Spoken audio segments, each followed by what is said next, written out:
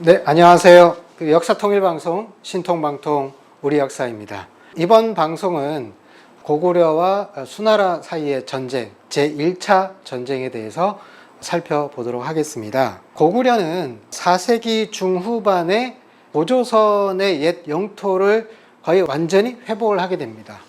그리고 그 이후에 삼국통일을 이루기 위해서 본격적인 남진 정책을 추진하게 되죠. 그러면서 5세기 말에서 6세기 초에 이르게 되면 중국 동북 지역을 포함한 광활한 지역과 그리고 한반도의 3분의 2 이상을 차지하는 그야말로 동아시아에서의 강대국으로 부상하게 됩니다. 자, 여기에 걸맞게 고구려는 6세기 후반에 강국의 위상에 걸맞는 평양에 대도시를 건설하게 되는데요. 그것이 평양의 기존에 있던 안압궁 쪽의 평양성과 구분해서 장안성이라고 부르는 대도시가 건설되게 됩니다. 이 장안성의 총 연장 길이가 23km에 달한다고 하거든요. 그런데 조선시대의 평양 성곽이 총 길이가 18km에 해당됩니다. 그러니까 얼마나 대규모의 도시를 건설했는지를 우리가 어렵지 않게 짐작할 수 있겠습니다. 그러면서 이와 더불어서 고구려는 중국으로부터 오는 침략에 대비하는 목적과 함께 서부 지역에 대한, 그러니까 고구려 서쪽 지역에 대한 통치력을 강화하기 위해서 여기에 보시면은 요동반도의 서쪽 끝부분에 신성, 백암성, 요동성, 안시성, 건안성, 비사성까지 해서 성세를 요새화하는 그러한 것과 함께 공황성을 중심으로 해서 통치의 중심지를 건설하게 됩니다. 그래서 공황성을 북평양성이라고 해서 부수도의 역할을 부여했습니다. 그런데 다른 한편 581년 수나라가 건국이 되죠. 이후에 수나라는 돌궐, 거란 등등 주변 나라들을 하나하나 제압해 들어갑니다. 그러다가 589년에 이르면은 진나라를 멸망시키면서 그야말로 중국을 다시 한번 통일하게 되는데요. 이때 중국을 통일한 수 문제는 이제 고구려까지 예속시키기 위해서 고구려에 대한 공략에 매달리게 됩니다. 당시 수나라 주변의 나라들은 수나라의 조배를 가게 되는데요. 고구려만이 수나라의 조배에 응하지 않았습니다. 그래서 수나라는 이제 본격적으로 고구려 침략의 길에 나서게 되는데요. 제일 먼저 한 일이 바로 영주 총감부를 설치하게 되는데 영주가 지금의 조양시에 해당됩니다. 자, 이 영주 총감부가 바로 고구려 침략의 전초기지, 병참기지에 해당되는 거죠. 왜 수나라가 고구려를 침략하기 위해서 제일 먼저 영주 총감부를 설치했는가에 대해서는 뒤에 다시 한번 말씀드리겠습니다. 이런 상황에서 고구려가 가만히 앉아서 당하고 있지만은 않았습니다. 고구려도 수나라가 언제든지 침략해 들어올 것이라는 것을 탐지하고 거기에 대비하게 되는데요. 수서 고구려전에는 보면은 이런 기절이 있습니다. 고구려가 몰래 돈을 써서 펜의 기술자를 꿰어 달아났다. 이런 구절이 있는데요. 그만큼 고구려는 수나라의 군사 그리고 여러 가지 정세 이런 것을 정탐하기 위해서 많은 노력을 기울였습니다. 그런 것과 함께 말갈 부대를 동원해서 수나라의 국경 일대를 기습 공격하기도 했습니다. 그리고 고구려 편에 있었던 거란인들을 단속해서 수나라에 가붙지 않도록 하기도 했습니다. 그리고 고구려에 와 있는 수나라 사신들이 고구려 국내 정세를 염탐하지 못하도록 수나라 사신들의 일거수일투족을 통제한다든지 그런 방식으로 고구려의 내정을 정탐하지 못하도록 그렇게 하기도 했고, 고구려 군의 무기도 개선하는, 이런 식으로 수나라가 침략해 들어올 것에 만반의 준비를 갖췄습니다. 597년이 되면 수나라 문제는 고구려에 선전포고를 하게 됩니다. 그래서 수나라에 굴종할 것을 고구려에 요구를 하고 거기에 응하지 않으면은 고구려 왕을 내쫓고 관리를 보내서 예속국으로 만들어버리겠다, 이런 협박을 하게 됩니다. 자, 그 기절 중에 하나가, 두 문제가 이런 얘기를 합니다.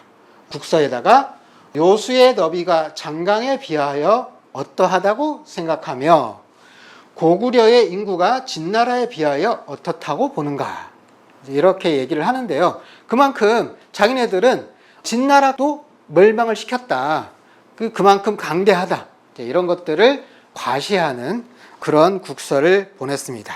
자, 그야말로 오만방자하며 또 고구려에 대한 침략 의지를 노골적으로 드러낸 선전포고문에 해당된다고 하겠습니다. 그래서 598년에 고구려의 영양왕이 용기 있는 결단을 내리게 됩니다. 바로 선제공격인 거죠.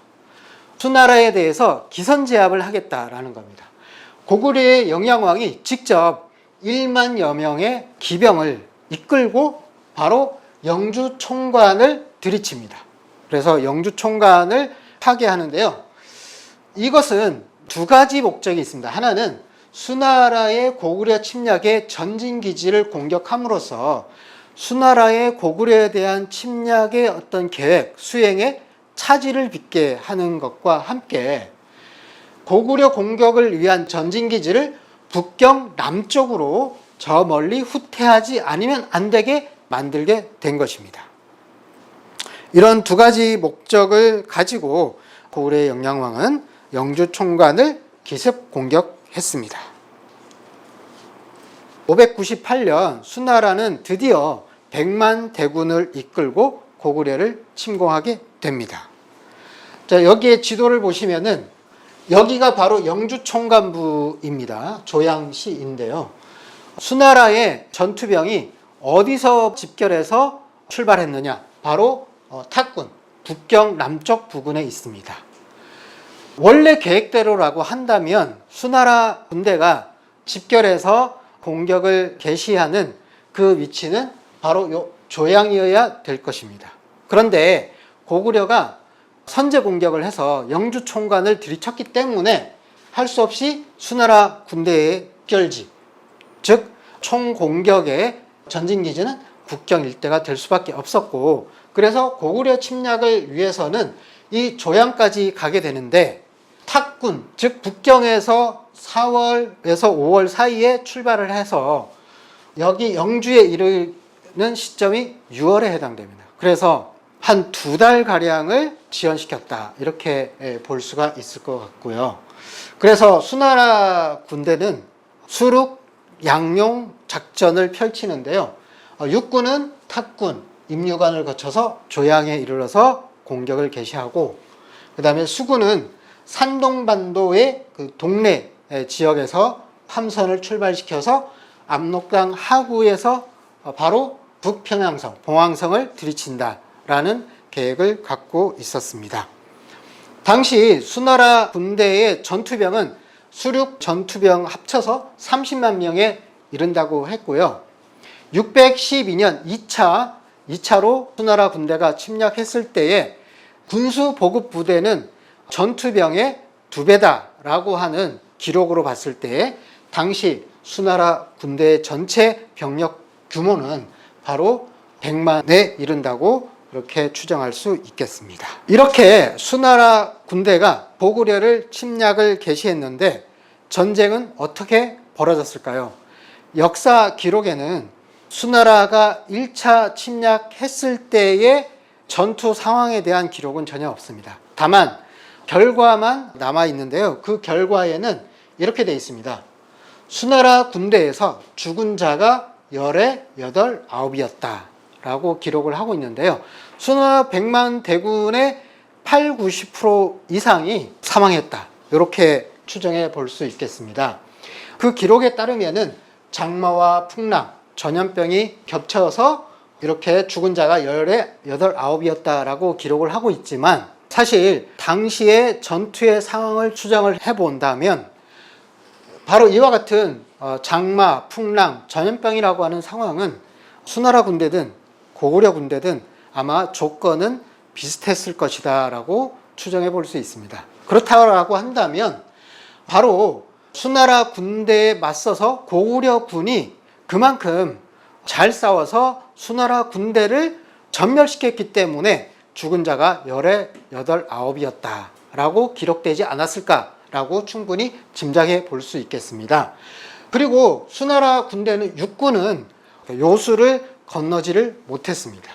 그래서 요수를 건너지 못하고 되돌아갔는데 그 살아 돌아간 자가 10%에서 20% 정도밖에 안 되었다라고 하는 거죠. 자, 이만큼 수나라와의 1차 전쟁에서 고구려는 대승을 거두었다. 이렇게 결론 내릴 수가 있을 것 같고요.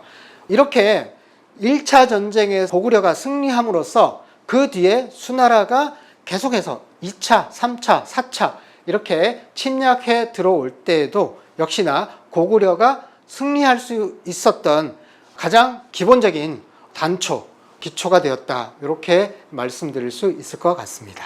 자, 이번 방송에서는 고구려와 수나라 사이의 1차 전쟁에 대한 이야기를 말씀드렸습니다. 그럼 다음 방송에서 수나라와 고구려 사이의 2차 전쟁에 대한 흥미있는 이야기로 여러분들을 찾아뵙겠습니다. 감사합니다.